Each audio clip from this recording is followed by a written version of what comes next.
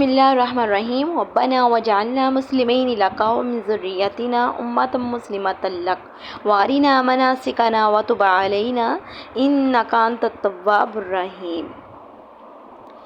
اے رب ہمارے اور کر ہمیں تیرے حضور گردن رکھنے والا اور ہماری اولاد میں سے ایک امت تیری فرما بردار، اور ہمیں ہماری عبادات کے قائد بتا، اور ہم پر اپنی رحمت کے ساتھ رجوع فرما۔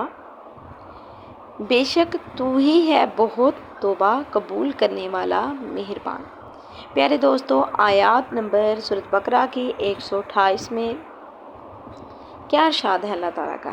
اے اللہ ہمیں ایسا بنا دے عبادت کرنے والا، اور ایسے قائد بتا دے کہ جس کا تو نے حکم دیا ہے کہ ایسی عبادت کرو۔ بے شک تو توبہ قبول کرنے والا اور مہربان ہے۔ پیارے دوستو، اگر اللہ تعالیٰ سے سچے دل سے توبہ کی جائے تو اللہ تعالیٰ ضرور توبہ قبول کرتا ہے اور معاف کر دیتا ہے۔ تو اللہ تعالیٰ ہمیں بھی عبادت کرنے والا اور توبہ کرنے والا بنائے۔ آگے سنیں آیات نمبر 129۔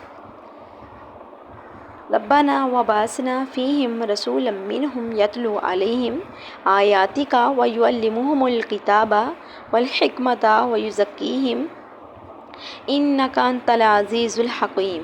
اے رب ہمارے اور بھیج ان میں ایک رسول انہی میں سے کہ ان پر تیری آیتیں تلاوت فرمائے، اور انہیں تیری کتاب اور پختہ علم سکھائے، اور انہیں خوب ستھرا فرما دے۔ بے شک تو ہی ہے غالب حکمت والا۔